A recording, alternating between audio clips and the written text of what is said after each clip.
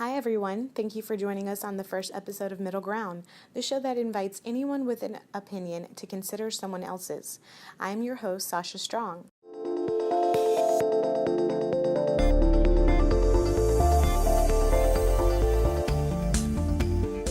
On today's episode, we will discuss whether we should or should not be communicating with intelligent life on other planets.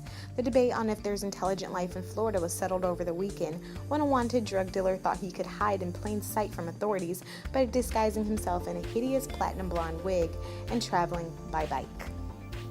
I am joined by Bill Swift, a producer on the STEM team at PBS Student Reporting Labs. How are you, Bill? Very well. How are you, Sasha? Doing good. Also joining us today is Christy Choi, an associate producer at PBS SRL. Thank you for being here, Christy. I'm really glad to be here. Let's talk aliens. Okay, so Florida is also home to NASA at Cape Canaveral, but did you guys know that in 1977, when Voyager 1 launched from Cape Canaveral, it carried what's known as the Golden Record? I did, actually.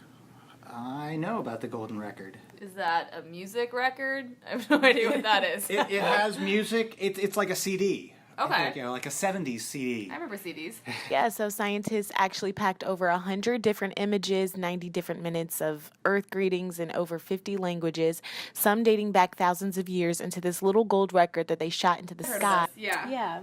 But our conversation today is about another element. The record included a map to Earth.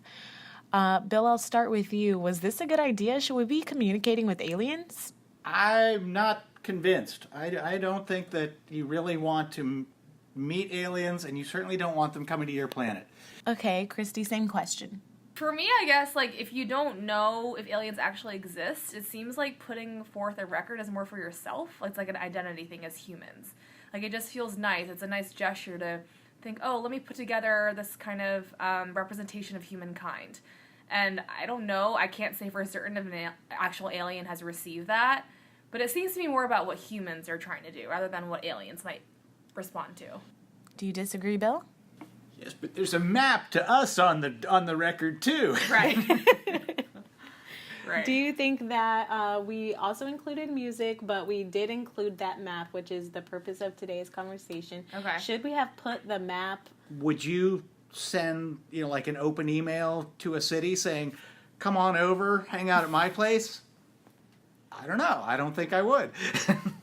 Christy, what do you think? Should we be communicating with aliens? I think why not? I mean, first off, I think the pragmatic, unknowing side of me as well is thinking if there was a loose astronaut in space and they come across this, maybe it'll help them somehow or give them something to listen to while they're dying in space for forever.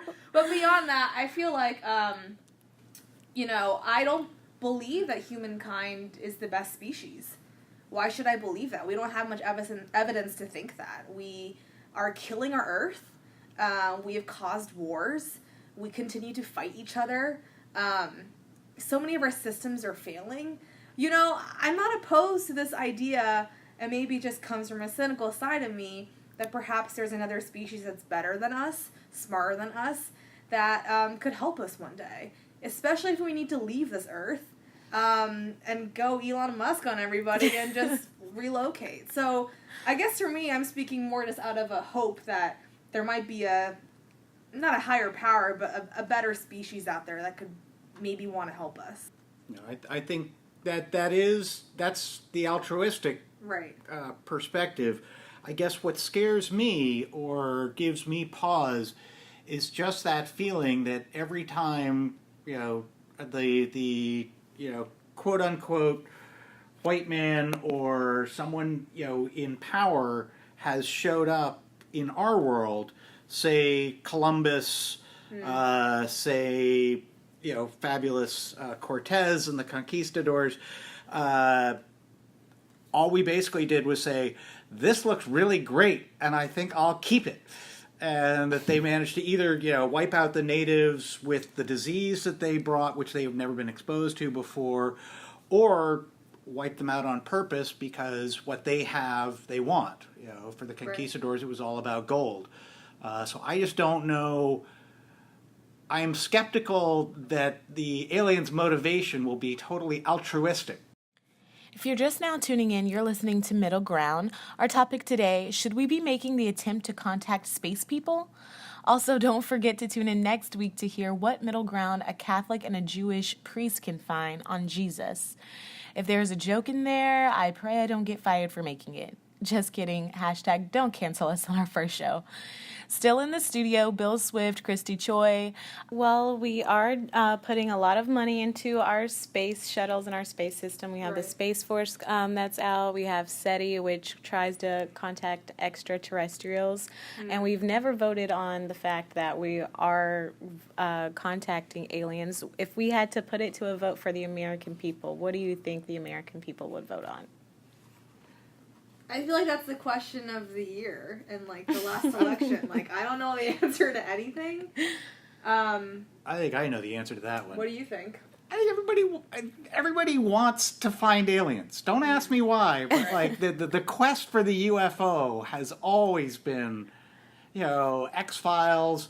It's like people are so curious about what would it mean? What would it mean to you? Just the idea that there was intelligent life outside of the Earth? That's a great question. Well, I think for me, and I'd love to hear your thoughts on it too, Bill, is that I would start thinking a lot about God and the creation of it all. And I think it would possibly I'm a serious atheist.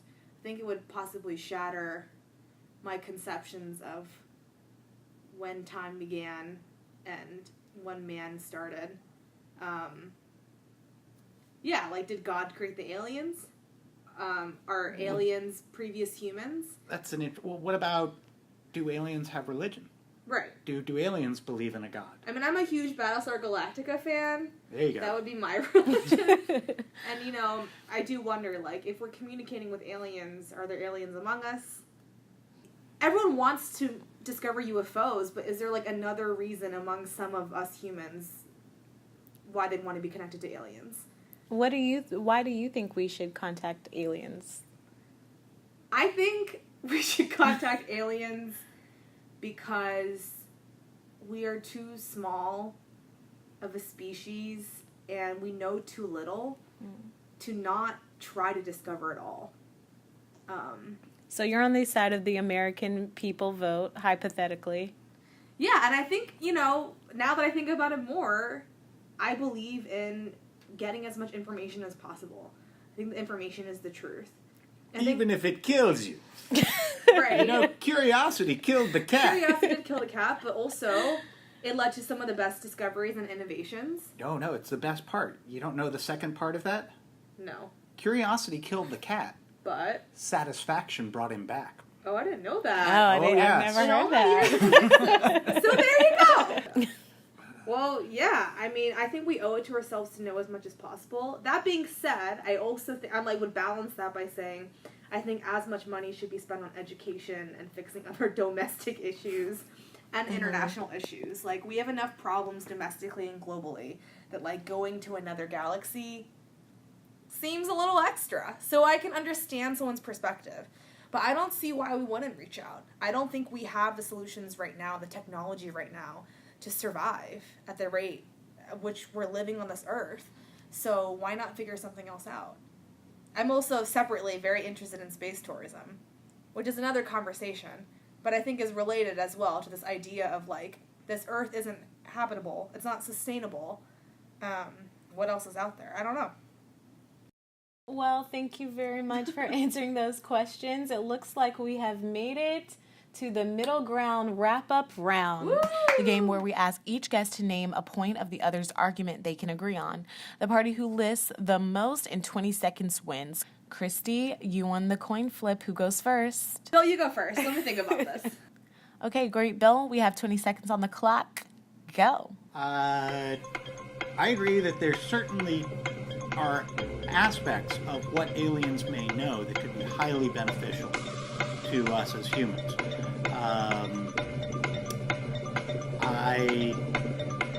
I agree that as humans we are very curious. I think curiosity can get us in trouble sometimes.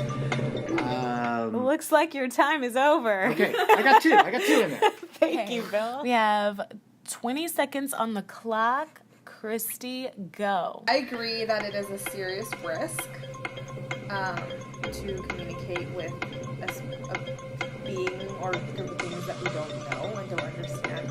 I also agree that historically, the way things have gone down in this world, of this earth at least, is that people with more power like to invade places, especially if they're curious about it.